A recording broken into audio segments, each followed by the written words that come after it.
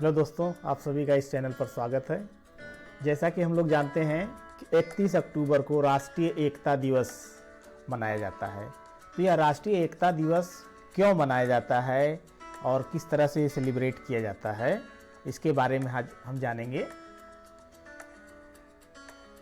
तो सरदार वल्लभ भाई पटेल, जिनका जन्म 31 अक्टूबर 1875 और मृत्यु 15 दिसंबर 1950 को हुई थी।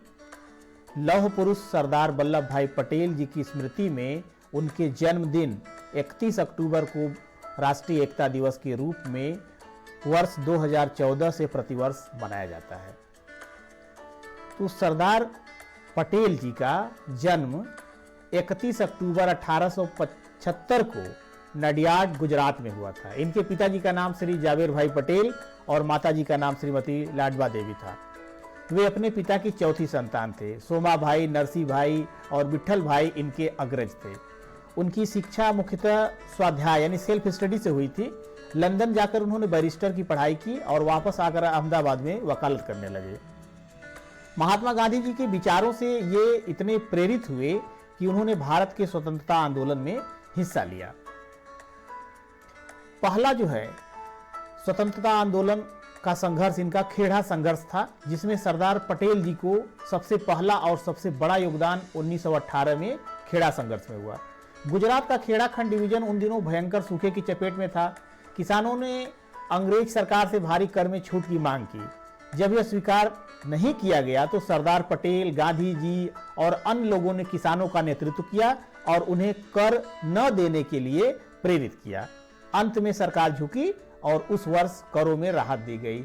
यह सरदार वल्लभ भाई पटेल की पहली सफलता थी। इसी प्रकार 1928 में बारडोली सत्याग्रह भारतीय स्वाधीनता संग्राम के दौरान गुजरात में हुआ एक प्रमुख किसान आंदोलन था, जिसका नेतृत्व वल्लभ भाई पटेल ने किया। उस समय प्रांतीय सरकार ने किसानों के लगान में 30% तक की वृद्धि कर दी थी। पटेल ने इस लगान वृद्धि का जमकर विरोध किया। सरकार ने इस सत्याग्रह आंदोलन को कुचलने के लिए कठोर कदम उठाए, पर अंततः विवश होकर उसे किसानों की मांगों को मानना पड़ा। और इस सत्याग्रह आंदोलन के सफल होने के बाद वहां की महिलाओं ने वल्लभ भाई पटेल को सरदार की उपाधि प्रदान की। तभी से इनका नाम हो गया सरदार वल्लभ भाई पटेल।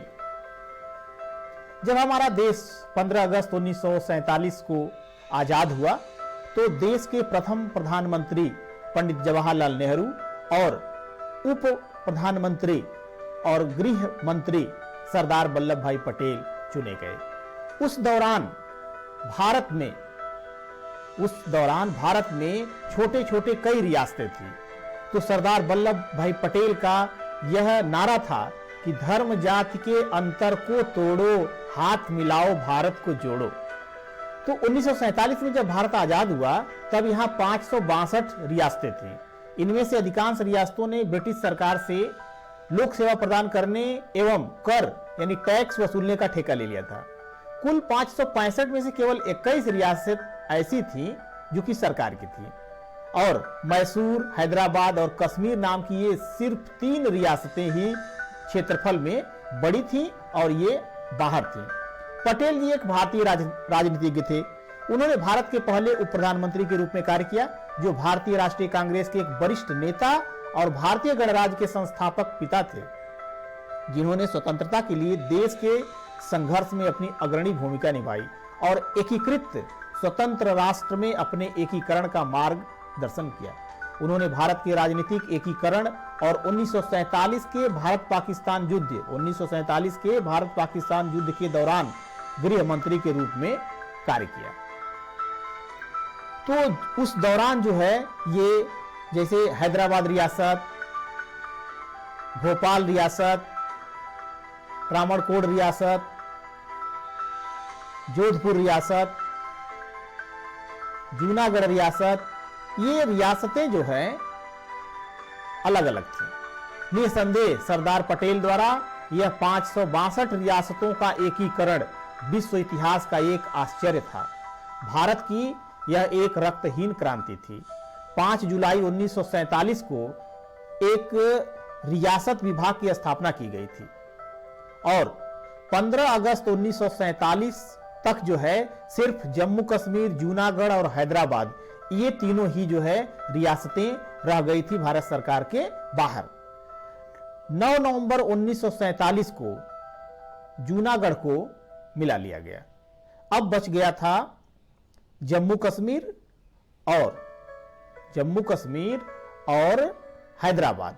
जम्मू कश्मीर को पंडित जवाहरलाल नेहरू ने अपने अंडर में रख लिया था और इस तरह से 13 सितंबर 1948 को हैदराबाद में पुलिस बल को भेजना पड़ा। 3 दिन के बाद यानी 16 सितंबर 1948 को हैदराबाद भी जो है भारत के पटल पर एक हो गया। इसीलिए महात्मा गांधी जी ने कहा था सरदार पटेल को इन रियासतों के बारे में लिखा था कि रियासतों की समस्या इतनी जटिल थी जिसे केवल तुम ही हल कर सकते थे। तो 5 अगस्त 2019 को प्रधानमंत्री मोदी जी और गृह मंत्री अमित शाह जी के प्रयास से कश्मीर को विशेष राज्य का दर्जा देने वाला अनुच्छेद 370 और 35 समाप्त हुआ।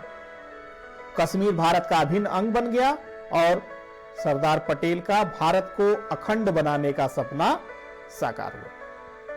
31 अक्टूबर 2019 को जम्मू कश्मीर और लद्दाख के रूप में 2 केंद्र शासित प्रदेश अस्तित्व में आए।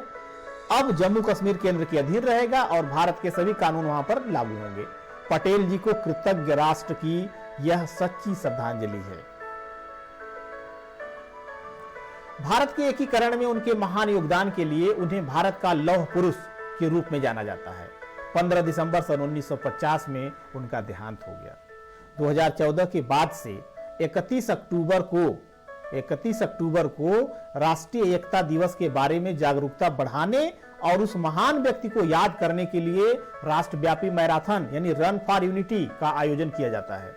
इस दिवस के साथ देश की युवा पीढ़ी को राष्ट्रीय एकता का संदेश पहुंचता है, जिससे आगे चलकर वे देश में राष्ट्रीय एकता का महत्व समझ सके।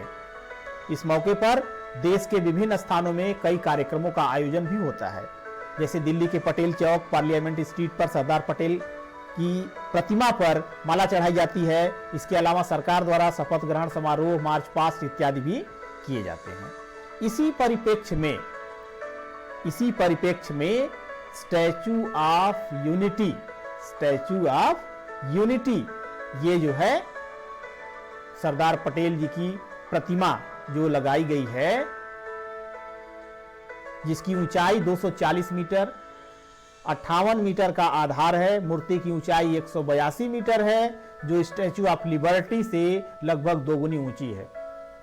31 अक्टूबर 2013 को सरदार वल्लभ भाई पटेल की 137वीं जयंती के मौके पर गुजरात के तत्कालीन मुख्यमंत्री श्री नरेंद्र मोदी जी ने गुजरात के नर्मदा जिले में सरदार वल्लभ भाई पटेल के एक नए स्मारक का शिलान्यास किया। यहां लौह से निर्मित सरदार वल्लभ भाई पटेल की एक विशाल प्रतिमा लगाने का निश्चय किया गया। अतः इस स्मारक का नाम एकता की मूर्ति स्टैचू ऑफ यूनिटी रखा गया। प्रस्तावित प्रतिमा को एक छोटे चट्टानी द्वीप जिसे साधु बेट पर स्थापित किया गया, जो केवाड़िया में सरदार सरोवर बांध के सामने नर्मदा नदी के बीच स्थित है।